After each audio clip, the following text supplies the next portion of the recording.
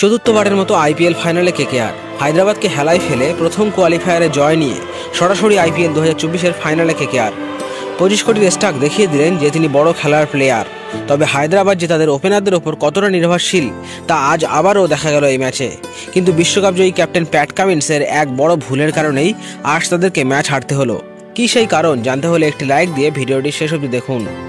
এই ম্যাচে টসে জিতে প্রথম ব্যাট করার সিদ্ধান্ত নেয় হায়দ্রাবাদ। তাদের এই মরশুমে খেলা দেখলে বোঝা যায় যে এই সিদ্ধান্ত একেবারেই খারাপ ছিল না। এই মরশুমে তারা প্রথম ব্যাটিং করেই বড় বড় স্কোর বোর্ডে তুলে জিতেছে একাধিক ম্যাচ। তবে আজ তাদের সবচেয়ে ধারালো দুই অস্ত্র হেড ও অভিষেক কেউই রান পেলেন না।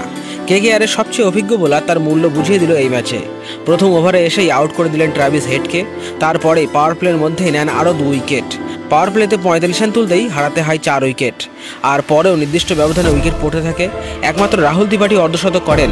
তাছাড়া ক্লাসেন 32 এবং প্যাট কামিন্স 30 রান করলে হায়দ্রাবাদ 159 রানে অল আউট হয়ে যায়। জবাবে ব্যাট করতে নেমে কেকেআর হায়দ্রাবাদকে কোনো সুযোগ না দিয়েই মাত্র 14 ওভারে টার্গেট চেস করে ম্যাচ জিতে নিয়ে সরাসরি ফাইনালে প্রবেশ করে। নতুন ওপেনিং জুটি নারিনের সাথে রহমানুল্লাহ গুরবাজ ব্যাট করতে নেমে এক মুহূর্তের জন্য ফিল্ড সল্টের অভাব টের পেতে দেয়নি। গুরবাজ মাত্র 14 বলে 23 রান করে আউট হওয়ার আগেই 3 ওভারে কেকেআর 40 রান তুলে ফেলে। পাওয়ার প্লেতে 1 উইকেট হারিয়ে 63 রান তুলে ফেলে কেকেআর। হায়দ্রাবাদের ফিল্ডাররা বেশ কয়েকটা ক্যাচ মিস করলেও ওপেনারদের পরে 3 ও 4 নম্বরে নামা ভেঙ্কটেশ আইয়ার ও শ্রেয়াস আইয়ার দারুণ ব্যাটিং করে 97 রানের পার্টনারশিপ করেন। দুজনেই অর্ধশতক করেন। আর 6 ওভারের বেশি বল বাকি থাকতেই 8 উইকেটে জয় হাসিল করে কেকেআর। এই ম্যাচে হায়দ্রাবাদের ক্যাপ্টেন প্যাট কামিন্সের একটি সিদ্ধান্তের জন্য ম্যাচ হার দিয়ে তার মাসুল গুনতে হলো এসআরএইচকে। এর আগে এসআরএইচ আগে ব্যাট করে বেশি রান তুললেও আহমেদাবাদের পিচে খেলার সাথে সাথে যে পিচ ধীরে ধীরে ব্যাটিংয়ের উপযুক্ত হয়ে ওঠে তা জানা সত্ত্বেও কামিন্স টসে জিতে আজও ব্যাটিং করার সিদ্ধান্ত নেয়।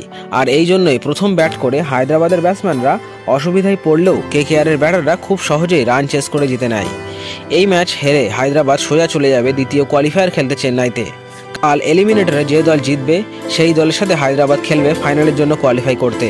তো বন্ধুরা, আপনারা কি মনে করেন কাল কোন দল জিতবে হায়দ্রাবাদের সাথে পরের ম্যাচ চেন্নাইতে খেলবে? কমেন্ট করে আপনার মতামত জানান আমাদের। তবে বন্ধুরা, আপনি যদি কেকেআরের একজন বড় ভক্ত হন আর মনে করেন কেকেআর এবছর আইপিএল চ্যাম্পিয়ন হবে, তবে একটি লাইক দিয়ে আমাদের চ্যানেলটি সাবস্ক্রাইব করে রাখুন।